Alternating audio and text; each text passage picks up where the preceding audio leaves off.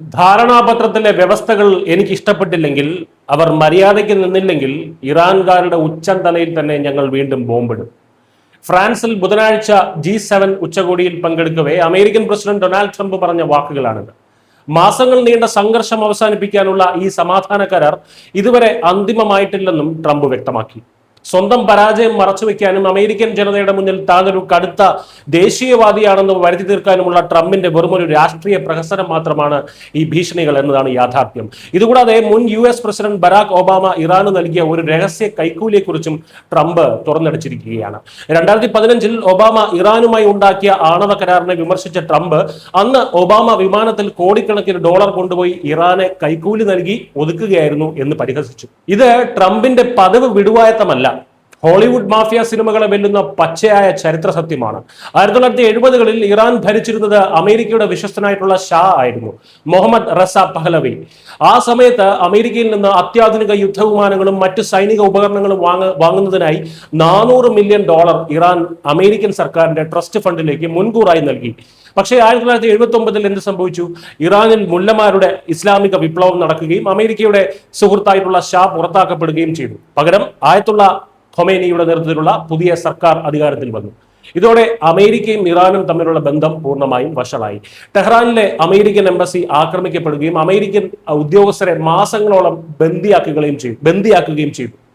ഇതോടെ അമേരിക്ക ഇറാനിലേക്കുള്ള ആയുധ കയറ്റുമതി നിർത്തിവെക്കുകയും ആയുധം വാങ്ങാൻ ഇറാൻ നൽകിയ $400 മില്യൺ മരവിപ്പിക്കുകയും ചെയ്തു.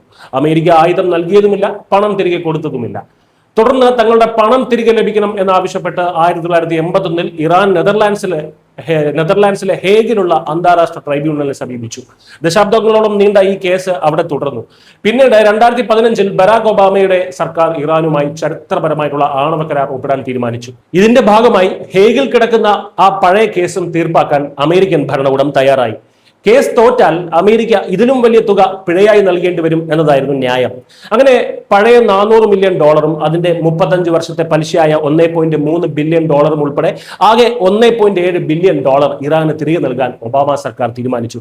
ഇറാനുമേൽ കടുത്ത സാമ്പത്തിക ഉപരോധങ്ങൾ ഉണ്ടായിരുന്നതിനാൽ ഡോളറിലോ അക്കൗണ്ട് വഴിയോ ഈ പണം കൈമാറാൻ കഴിയുമായിരുന്നില്ല. അതിനാൽ യൂറോയും സ്വിസ് ഫ്രാങ്കും അടങ്ങുന്ന കറൻസികളായി $400 മില്യൺ, ഏകദേശം 3300 കോടി രൂപ മരപ്പലകളിൽ അടുക്കി വെച്ച് പ്ലാസ്റ്റിക് കൊണ്ട് പൊതിഞ്ഞ് രാത്രിയുടെ മറവിൽ പേരോ വിവരങ്ങളോ ഇല്ലാത്ത ഒരു അമേരിക്കൻ കാർഗോ വിമാനത്തിൽ രഹസ്യമായി ഇറാനിൽ എത്തിച്ചു. ഈ പണം ഇറാനിൽ വിമാനമിറങ്ങിയ അതേ ദിവസമാണ് ഇറാൻ ജയിലിലുണ്ടായിരുന്ന 4 അമേരിക്കൻ തടവുകാരെ അവർ വിട്ടയച്ചത്. ഇതുകൊണ്ടാണ് ഇത് അമേരിക്കൻ തടവുകാരെ മോചിപ്പിക്കാൻ ഒബാമ നൽകിയ പച്ചയായ കൈക്കൂലിയാണെന്ന് ട്രംപ് ആവർത്തിച്ച് വിമർശിക്കുന്നത്. ഒബാമയുടെ ഈ നടപടിയെ വിമർശിക്കുന്ന ട്രംപ് പക്ഷേ ഇപ്പോൾ സ്വന്തം രാജ്യത്തിന് വേണ്ടി ചെയ്യുന്നത് എന്താണ്? കരാർ പ്രഖ്യാപനം വന്ന ഉടനെ അമേരിക്കൻ ഓഹരി വിപണി കുതിച്ചുയർന്നതും എണ്ണവില കുത്തനെ കുറഞ്ഞതുമൊക്കെയാണ് തന്റെ വലിയ വിജയമായി ട്രംപ് ചൂണ്ടിക്കാണിക്കുന്നത്. അത്രയേ ഉള്ളൂ. അമേരിക്കയ്ക്ക് അവരുടെ സമ്പദ് വ്യവസ്ഥയിൽ മാത്രമേ നോട്ടമുള്ളൂ. സമാധാന കരാർ പ്രഖ്യാപിച്ചപ്പോൾ ഓഹരി വിപണി കുതിച്ചുയർന്നു എന്ന് സന്തോഷിക്കുന്ന ട്രംപ് ഇനി സമാധാന കരാർ ലംഘിച്ച് ബോംബിടാൻ തയ്യാറാകും എന്ന് തോന്നുന്നുണ്ടോ? ഇവിടുത്തെ സൂപ്പർ പവർ ഫാൻസിന് അങ്ങനെ തോന്നിയാലും ഇസ്രായേലിന് അങ്ങനെ തോന്നുന്നില്ല എന്നതാണ് സത്യം. ഇറാനുമായി ഈ കഴിഞ്ഞ യുദ്ധത്തിൽ അമേരിക്ക ലക്ഷ്യമിട്ടതൊന്നും തന്നെ അവർക്ക് നേടാനായില്ല. അമേരിക്ക തുടക്കത്തിൽ പ്രഖ്യാപിച്ചതുപോലെ ഇറാനിൽ ഭരണമാറ്റം സംഭവിച്ചില്ല. അവരുടെ ആണവ ശേഖരം, യുറേനിയം ശേഖരം നശിപ്പിക്കാനും കഴിഞ്ഞില്ല. സ്വന്തം രാജ്യത്തെ ഓഹരി വിപണി തകരുമെന്ന് കണ്ടപ്പോൾ അമേരിക്ക തന്ത്രപരമായി യുദ്ധത്തിൽ നിന്ന് തടിയൂരുകയായിരുന്നു. ഇതിനുവേണ്ടി സ്വന്തം ഉറ്റ ചങ്ങാതിയായിട്ടുള്ള ഇസ്രായേലിനെ അമേരിക്ക ചതിക്കുകയും ചെയ്തു.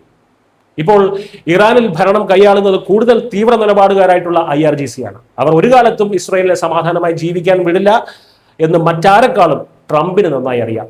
തന്ത്രപ്രധാനമായ ഹോർമൂസ് കടലിടുക്കിൽ ഇറാൻ ആവശ്യപ്പെട്ട ടോൾ പിരിവ് അംഗീകരിച്ചു കൊടുത്തു എന്ന് മാത്രമല്ല, ലബനനിലെ ഇറാന്റെ പ്രോക്സികളായിട്ടുള്ള ഹിസ്ബുള്ള തീവ്രവാദികളെ രക്ഷിക്കാനും അമേരിക്ക കൂട്ടുനിന്നു. ലബനനിൽ നിന്നും ഇസ്രായേൽ സൈന്യത്തെ പിൻവലിക്കാൻ ഇസ്രായേലിന് മേൽ അമേരിക്ക കടുത്ത സമ്മർദ്ദം ചെലുത്തുകയും ചെയ്തു. അതായത് കുപ്പിയിൽ നിന്ന് മൂർഖൻ പാമ്പിനെ തുറന്നു വിടുകയും ചെയ്തു. എന്നാൽ അതിനെ വകവരുത്തിയതുമില്ല, പകരം നോവിച്ചു വിടുകയും ചെയ്തു. ചുരുക്കത്തിൽ ഒബാമയുടെ കൈക്കൂലി കഥകൾ പറഞ്ഞ് വീരവാദം മുഴക്കുന്ന ട്രംപിന്റെ ഇപ്പോഴത്തെ ഭീഷണികൾ സ്വന്തം നാട്ടിലെ വോട്ട് ബാങ്കിനെ തൃപ്തിപ്പെടുത്താൻ മാത്രമുള്ളതാണ്. ട്രംപ് ഈ വിമർശിക്കുന്ന ഒബാമ എന്താണോ ചെയ്തത് അത് തന്നെയാണ് മറ്റൊരു രീതിയിൽ ട്രംപും ചെയ്തത്. യഥാർത്ഥത്തിൽ ഈ യുദ്ധത്തിലെ തന്ത്രപരമായിട്ടുള്ള വിജയികൾ ഇറാൻ തന്നെയാണ്. സ്വന്തം രാജ്യത്തിന്റെ സമ്പദ് വ്യവസ്ഥയെ ബാധിക്കുമെന്ന് വരുമ്പോൾ അമേരിക്ക ഏത് സഖ്യകക്ഷിയും കൈവിടുമെന്നതിന്റെ ഏറ്റവും പുതിയ ഉദാഹരണമാണ് ഈ സമാധാന കരാർ. സമാധാന കരാറിൽ തനിക്ക് ഇഷ്ടപ്പെടാത്ത എന്തെങ്കിലും ഉണ്ടെങ്കിൽ ഉടൻ ബോംബിടും എന്നൊക്കെയാണ് ട്രംപ് വീമ്പിളക്കുന്നത്. അതിന് ആ കരാറിൽ ട്രംപിന് ഇഷ്ടപ്പെടാത്ത ഒന്നുമില്ലല്ലോ. കാരണം ഇറാന്റെ എല്ലാ തിട്ടൂരങ്ങളും അമേരിക്ക അംഗീകരിച്ചു കൊടുത്താണ് ആ കരാർ ഉണ്ടാക്കിയത് തന്നെ. ഇതാണ് അമേരിക്കൻ ഹീറോയിസത്തിന് പിന്നിലെ പച്ചയായ യാഥാർത്ഥ്യം. അമേരിക്ക ഒരു ലോക പോലീസുമല്ല, ഒരു മണ്ണാങ്കട്ടയുമല്ല. ജസ്റ്റ്